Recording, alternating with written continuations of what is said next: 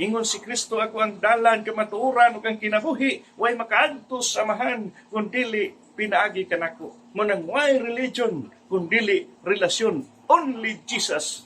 Mga kapilyano, muna'y mga pulong sa mga pastor o magwawali kasagaran nga atong mabati labi na dias mga kanto, mga kapilyano, dias mga palingki. Nga dawato na to si Kristo daw. No religion, but religion, only Jesus. Tinuod ba na mga kapilyano, wa may supak ana. Pero hinumdumi si Kristo dili puro ulo. Si Kristo aduna usay lawas. Unsa man ang lawas ni Kristo?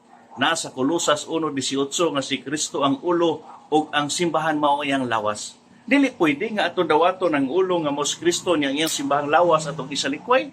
Kay diha siya mangluwas sa iyang iglesia.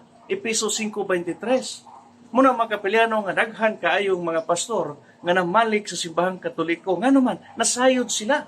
Nga kining simbahan na mao ang gitukod ni Kristo. Nga kanang miingon sila relasyon, dili daw religion. Unsa man day meaning religion? From the Latin word religare, to connect, to bond, to pagsumpay, to tie. So kung pagsumpay ay ang religion, gikan sa tao ngadto sa Dios, relasyon ay pud ni. Di ba? Ang religion o relation is pareho lang. Kay pagsumpay man day ni sa tao ug sa Dios, nya moingon sila nga walay relihiyon makaluwas.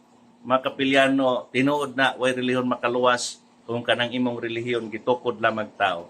Pero kung gitukod gani na og Dios, mao gunay purpose ngano iyang gitukod para pagtudlo nato alang sa tong kaluwasan. Mga kapilyano, ayaw pailad sa mga matod nila. Kay daghan kayong matod nila nga mahimot ang dili angay. Okay? Pasakop sa tinuod nga simbahan, dito ta maninuod o dito ta mga lagad. Dalay ko ng Diyos, amping kapilyano. Bye-bye.